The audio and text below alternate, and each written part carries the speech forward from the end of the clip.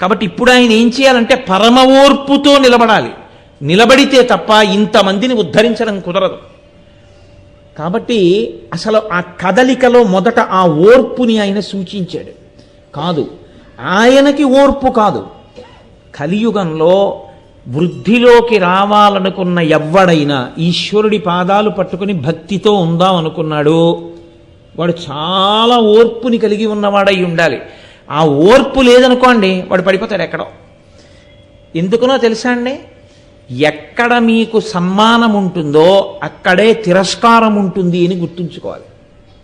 ఎక్కడ సన్మానం ఉంటుందో అక్కడే మీ అహంకారం పెరగడానికి విత్తనం ఉంది అని గుర్తుపెట్టుకోవాలి. అందుకే లోకంలో చాలా వృద్ధిలోకి వస్తున్నటువంటి పండితుడు, నిస్వార్థమైనటువంటి బ్రాహ్మణుడు ఉంటే వాడిని కలియుగంలో ఎలా పాడు చేయొచ్చు అని అడిగారు. వాడికి ఒక 2-3 సన్మానాలు చెయ్యండి అన్నారు. చేస్తే వాడు పాడైపోతాడు. ఎందుకో తెలుసా అండి, వాడికి మీరు సన్మాన పత్రం ఇచ్చేశారనుకోండి చాలు, వాడు దాన్ని ఇంట్లో ఎదురుగుండా పెట్టుకుని రోజు పైనుంచి కిందకి, కింద నుంచి పైకి చదువుకుని నేను నిజంగా అంతటి వాడిని అనుకుంటాడు. అదొక్కటి చాలు వాడు పాడైపోవడానికి. పోతుందంతే, నా అంతటి వాడిని నేను ఇంకా ఈశ్వరుడు ఎందుకంటాడు. కాబట్టి కలియుగంలో దేనికైనా సహనమే.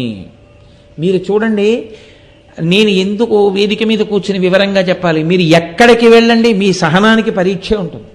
ఎక్కడ ఎవరి దగ్గరికి వెళ్ళండి, మాట దగ్గర నుంచి చేష్ట వరకు అసలు క్రమశిక్షణతో సాత్వికమైనటువంటి తీరుతో ఉండేటటువంటి వ్యక్తులు మీకు కనపడరు.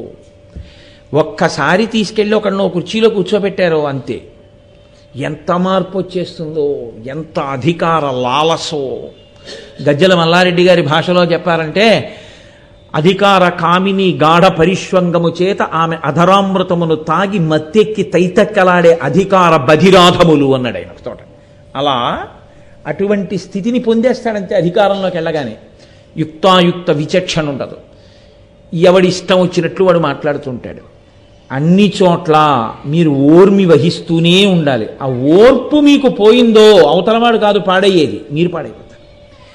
క్షమాదానం, క్షమాయజ్ఞం, క్షమా సత్యం హి పుత్రికాహ, క్షమా యశ, క్షమా సత్యం, క్షమయావిష్ఠితం జగత్ అంటారు వాల్మీకి మహర్షి రామాయణంలో. ఓర్పుయే సత్యము, ఓర్పుయే ధర్మము, ఓర్పుయే యజ్ఞము. అసలు నిజమునకు ఈ జగత్తంతా దేని ఎందుంది అంటే ఓర్పు ఎందే ఉంది. ఓర్పు పట్టలేక ఉద్ధతితో ప్రవర్తిస్తే అయిపోయిందంతే. ఏముందండి, ఇవాళ ప్రపంచం అంతా కూడా the entire world can be destroyed just through the press of a button, అంతే కాదా?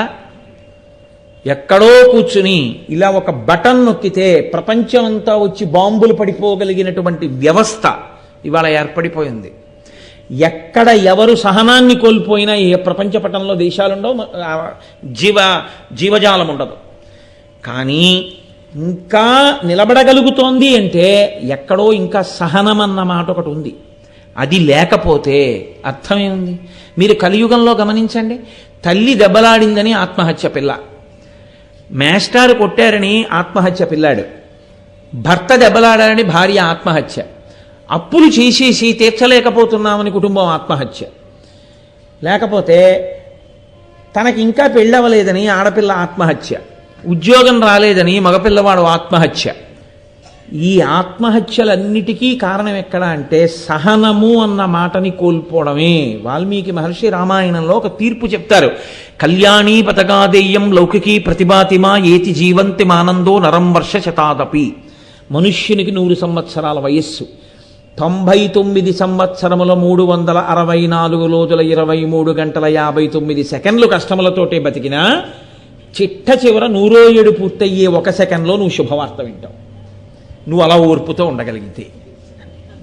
కాబట్టి ఓర్పు అంత ప్రధానం.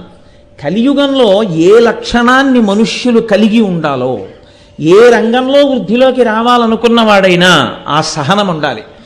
ఆ సహనము మీరు విడిచిపెట్టేశారనుకోండి అంతే. మీరు చూడండి, నేను మీతో యథార్థం మనవి చేస్తున్నాను. వెంకటేశ్వరావతారం అంటే ఏదో తిరుపతి వెళ్ళిపోవడమును, ఆ హుండీలో డబ్బులు వేసేయడం వచ్చేయడం అనుకున్న వాడికి అంతవరకే పనికి వస్తుంది. అది కాదు. వెంకటేశ్వరావతార కదలికలో మీకు ఒక బోధ ఉంది అని మీరు అనుకుంటే మీ జీవితం పండడానికి వెంకటరమణుడు కారకుడు అవుతాడు. మీరు ఈ పొద్దున్నే లేచి ఇలా పేపర్ చదవండి, మీకు ఎంత ఉద్రేకం కలుగుతుందో. మీ సహనాన్ని కోల్పోయేటట్టే ఉంటాయి లోకంలో జరిగే సంఘటనలన్నీ. ఎందుకని? అది కలియుగం యొక్క లక్షణం. ఎక్కడ కోపం ఆవహిస్తుందో అక్కడ ఆలోచన నశించిపోతుంది. క్రుద్ధ పాపం న కుర్యాత్కః క్రుద్ధో హన్యాత్ గురుదపి క్రుద్ధ పరుషయా వాచ నరం సాధు నధిక్షిపేత్. ఆ క్రోధం వచ్చిన వాడు గురువుని కూడా చంపేస్తాడు. ఎందుకంటే ఇంకా యుక్తాయుక్త విచక్షణ అన్న హద్దు నశించిపోతుంది ఆ కోపంలో. ఆ కోపంలో ఏం మాట్లాడుతున్నాడో ఏం మాట్లాడకూడదో ఏమీ తెలియదు. యథోరగస్త్వచం జీర్ణాం సవై పురుషముచ్యతే. ఆ హద్దు దాటకుండా కోపాన్ని అవసరమైతే తెచ్చుకుని, ఓ ఇంతకన్నా నేను కోపధారిని కాకూడదని తన ఒంటిలో పుట్టినటువంటి కుబుసాన్ని తానే విడిచిపెట్టేసిన పాములా తన కోపాన్ని తాను ఒక హద్దు దాటిన తర్వాత ఉంచుకోకుండా విడిచిపెట్టగలిగిన వాడెవడో వాడు ధన్యాస్తే పురుష శ్రేష్ఠాః యో బుద్ధ్యా కోపముద్ధితం నిరుంధంతి మహాత్మానో దీప్తమగ్నిమివాంభస. అగ్నిహోత్రము పెరగకుండా ఆర్పినవాడు ఎటువంటి వాడో, కోపము ప్రజ్వరిల్లకుండా నియంత్రించుకున్నవాడు ధన్యుడు. ఆ ధన్యుణ్ణి పాపం అంటదు. నిన్నటి రోజున మీకు చెప్పాను, పాపం అన్న మాటకు అర్థమేమి? ధన్యుని చెనకలేనిది ఏదో దానికి పాపమని పేరు. ధన్యుడనగా ఎవడు ప్రతి దానికి హద్దు పెట్టుకుంటాడో, చెలియలి కట్ట పెట్టుకుంటాడో, ఆ చెలియలి కట్టని తనంత తానెవడు దాటడో వాడు ధన్యుడు. సముద్రం భూమి మీదకొచ్చి పడిపోయేటటువంటి శక్తి లేక ఉండిపోతుంది. అలాగా ఈ ఒడ్డు నేను దాటి రాను అని ఏదో ఒక గోనె బస్తాలో పెట్టి మూట కట్టేస్తే కాళ్ళు చేతులు గింజుకుంటున్నవాడిలా పొంగి పొరలచు వచ్చి పృథివిపై పడకుండా కడలిరాయుడి కాళ్ళు కట్టాడయా ఉన్నాడయా దేవుడు ఉన్నాడయా. ఆ సముద్రుడు ఆ చెలియలి కట్టను అడ్డు పెట్టుకుని అక్కడ వరకే వచ్చి వెనక్కి ఎందుకు ఎడుతున్నాడు అంటే ఆయన పెట్టుకున్నాడు ఒక నియతి, నేను దాటి రాను. ఆయన వచ్చేస్తాను అని అన్నాడు అనుకోండి, మీరు ఆపగలరా నేను ఆపగలనా? ఆపలేము. అందుకే ఈ ఓర్పు ఎక్కడ ఉంటుందో అక్కడ పొంగు కుంగు ఉండదు. పొంగు కుంగు లేకపోవడం ఓర్పుకి మారు పేరు. పొంగు కుంగు ఉంటే ఓర్పు పోతుంది. ఎందుకో తెలుసా అండి? ఏంటండి ఇంత గౌరవం పొంది నేను ఇలా కూర్చోవడమా అన్నాను అనుకోండి, పోతుందంతే. ఏంటండి నిన్న సాయంకాలం ఉపన్యాసం చెప్పినప్పుడు అంత వేదిక మీద కూర్చుంటాను, అన్ని పూలదండలేస్తారు, అన్ని నమస్కారాలు పెడతారు, నేను ఆఫీస్కి వెళ్ళి ఇంకోటికి నమస్కారం పెట్టడమా? నీ పెట్టడం ఏంటండి అన్నాను అనుకోండి, పోయిందంతే నా ధర్మం. ఇక్కడ నేను నమస్కారమును పొందడానికి యోగ్యుణ్ణి. రేపు నేను ఆఫీస్కి వెడితే నా పై అధికారి యందు నేను విష్ణు స్వరూపాన్ని చూడాలి. నాకు ఆయన విష్ణువు. ఆ విష్ణు స్వరూపాన్ని చూసి నేను ముందు నమస్కారం చేయాలి. అప్పుడు నాకు ఇక్కడ పొందిన సత్కారం అక్కడ నమస్కారానికి అడ్డొచ్చింది అనుకోండి, అప్పుడు పోయేదేది? నేను కృతకమైనటువంటి హద్దులు పెట్టుకొని నా ధర్మాన్ని నేను పోగొట్టుకుంటున్నాను. ఎక్కడి ధర్మం అక్కడే. అది తెలియాలి. అందుకే సముద్రం చూడండి, వానాకాలంలో నదులన్నీ చేరుతాయి, పొంగదు. వేసవి కాలంలో నీరంతా సూర్యుడు లాగుతాడు, కుంగదు. ఎప్పుడు ఒక్కలా ఉంటుంది. పొంగు కుంగు లేని సముద్రం చెలియలి కట్ట దాటదు, ఓర్పుతూ ఉంటుంది. సహనం. ఈ సహనం కలియుగంలో చాలా అవసరం. ఎక్కడ వరకు? చాలా ఓర్పుతో నువ్వు వ్యవహారాన్ని చక్కబెట్టాలి తప్ప ఒక్కొక్కసారి కోపం సాధనంగా వాడాలంతే. కోపాన్ని సాధనంగా వాడి నువ్వు చక్కబెట్టాలంతే. దాన్ని ఆ తర్వాత వెంటనే మనం అనుకున్న పని చక్కబడిపోతోంది, ఇంకా నువ్వు ఆ కోపం పట్టుకోకూడదు, అయిపోయిందంతే. అదొక పనిముట్టు. పటకారం ఎంతవరకు పట్టుకుంటావు? వేడి పాలగిన్ని చేత్తో పట్టుకోలేవు కాబట్టి పటకారతో పాలగిన్నె పట్టుకుంటావు. ఓహోహో పటకారా, వేడి పాలగిన్నెను అద్భుతంగా పట్టినావు, నిన్ను నీ విడిచిపెట్టను, పట్టి విడువరాదు నా చెయ్యిని పట్టుకుంటుటాయి. పటకారం ఎంతసేపు అంటే పాలగిన్ని దింపడం వరకే. కోపం ఎంతవరకు? ఒక ముఖ్య ప్రయోజనాన్ని సాధించడానికి అది ఉపకరణం. అయిపోయింది, అది సాధింపబడింది, దారిలోకి వచ్చేసారు, నువ్వు వదిలేయాలంతే వెంటనే.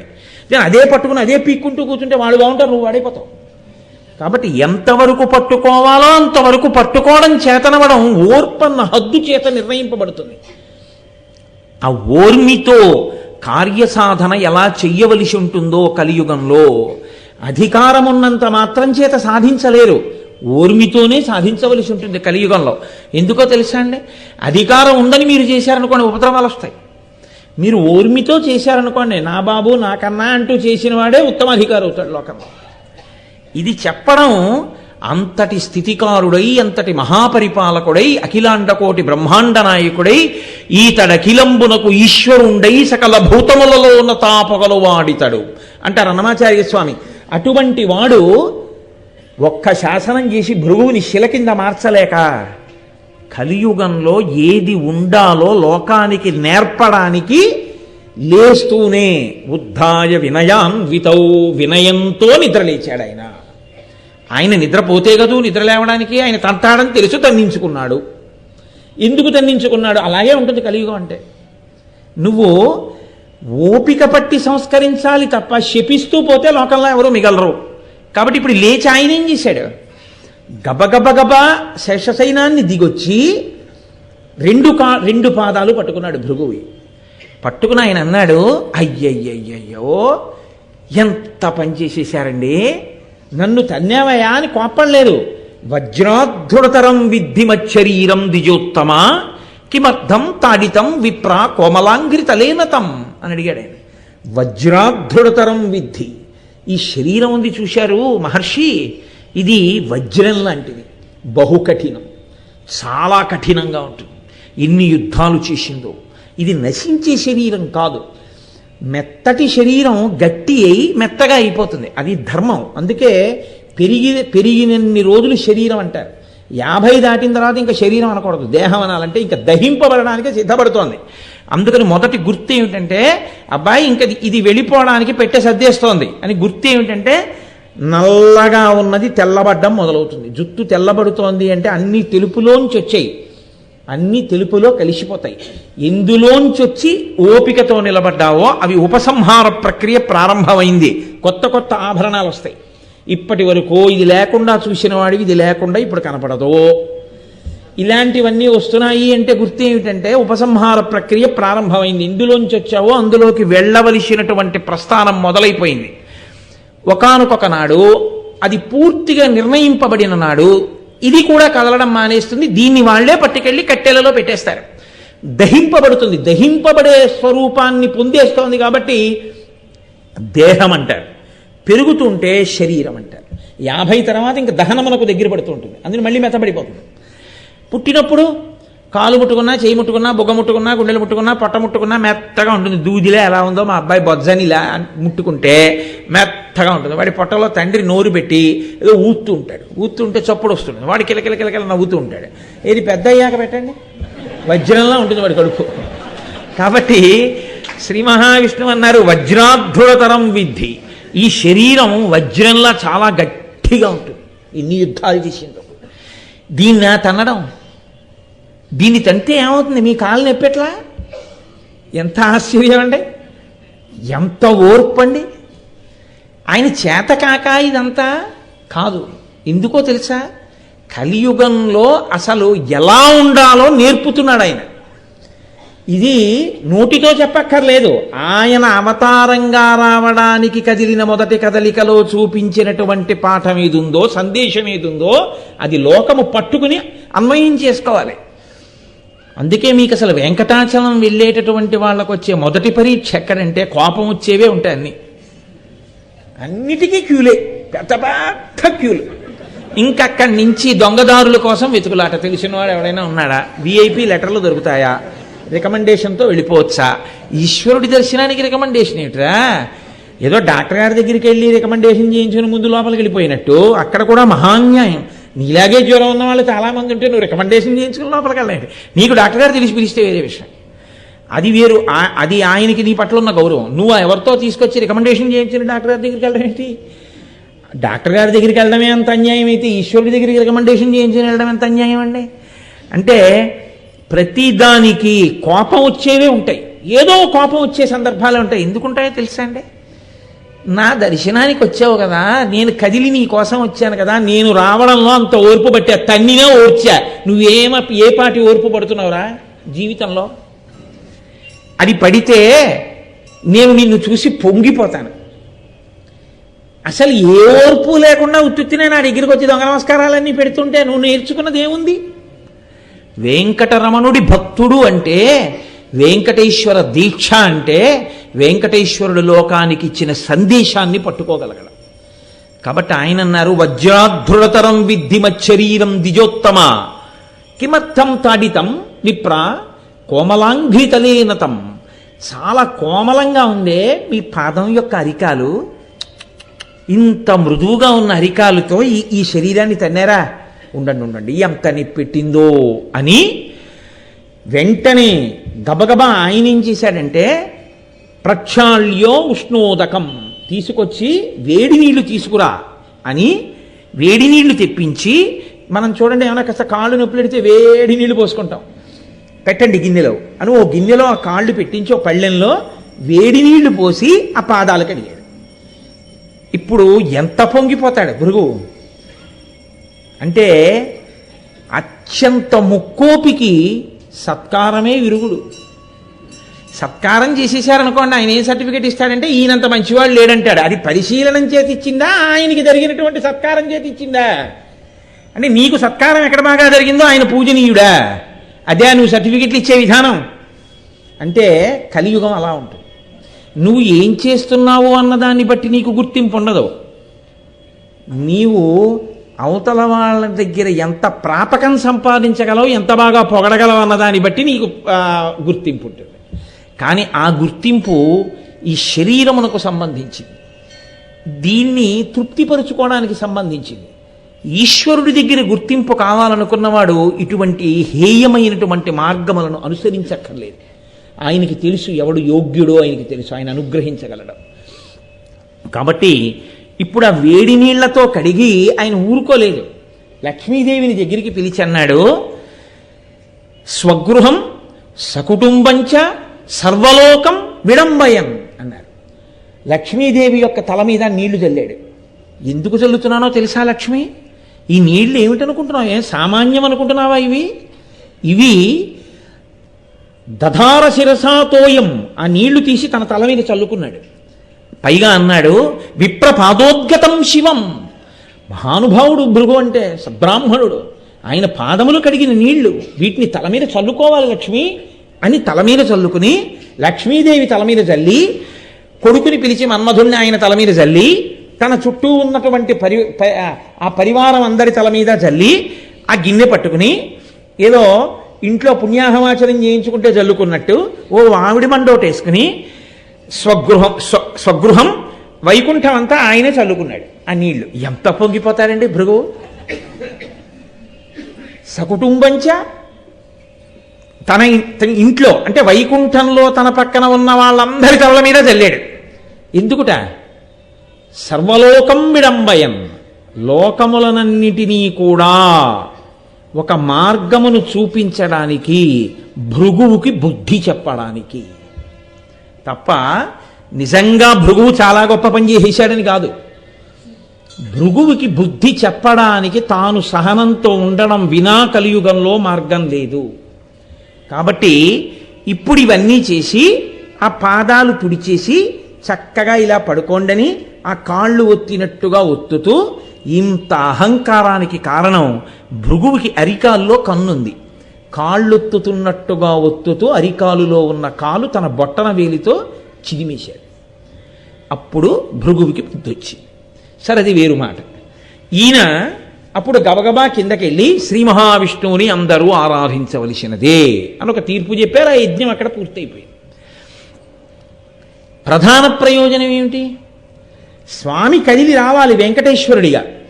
స్వామి కదిలి రావడము అన్న మాట యందు మీరు ఒకటి గుర్తు పెట్టుకోవాలి. ఆయన మీకు అనుగ్రహించడము అంటే ఆయన గుండెలలో దయ కదలాలి. ముందు దయ అన్న భావన కదిలిందనుకోండి, మీకు ఉపకారము అన్న క్రియ తర్వాత కనపడుతుంది. ఇప్పుడు నాకు ఏదో ఒక ఉపకారం కావాలి, నేను మా అధికారి దగ్గరికి వెళ్ళి, అయ్యా నాకు ఈ ఉపకారం చేసి పెట్టండి అని అడిగాను.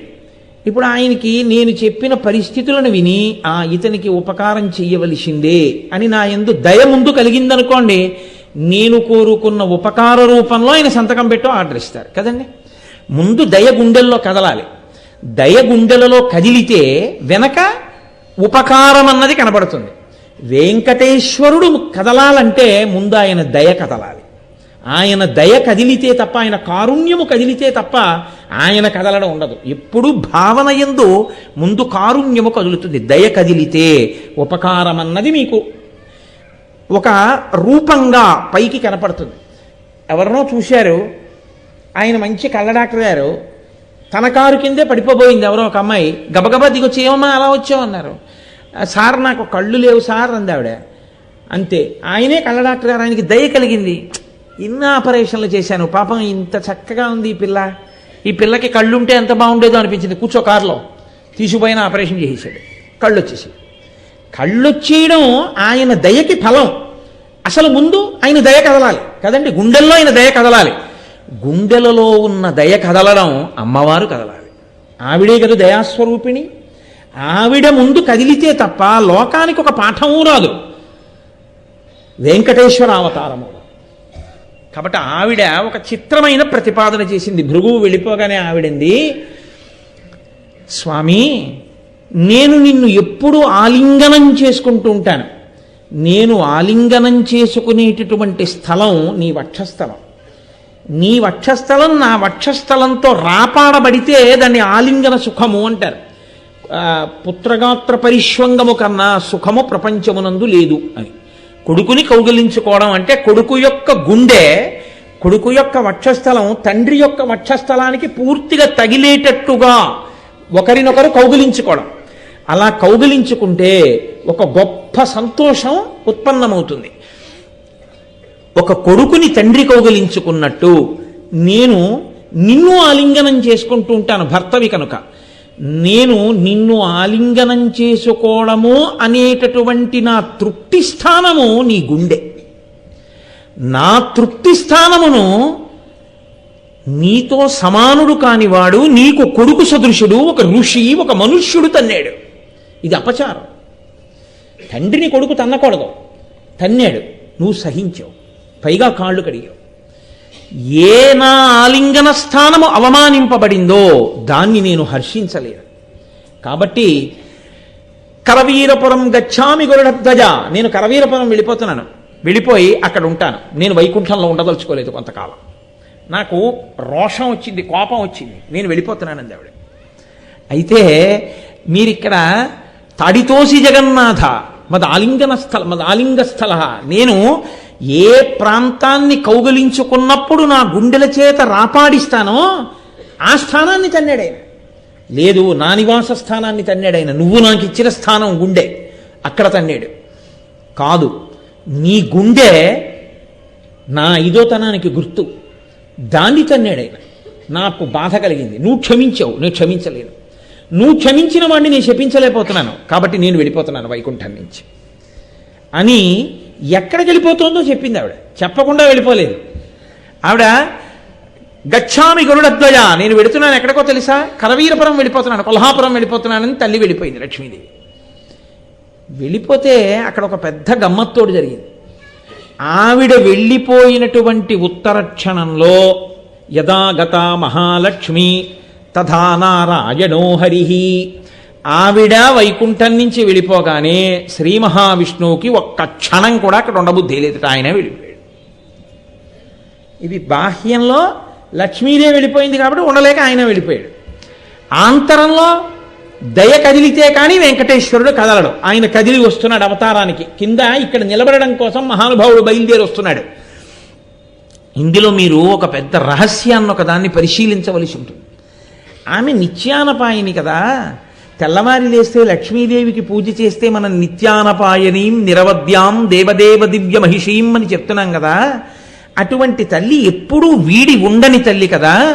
శ్రీరమ సీతగాగ నిజసేవక బృందము వీరవైష్ణవాచార జనంబుగాగ విరజానది గౌతమిగాగ వికుంఠమున్నారయ భద్రశైల శిఖరగ్రముగాగ వసించు చేతనోద్ధారకుడైన విష్ణుడముదాచరధీ కరుణాపయోనిధి అని కదా గోపరాజు గారు.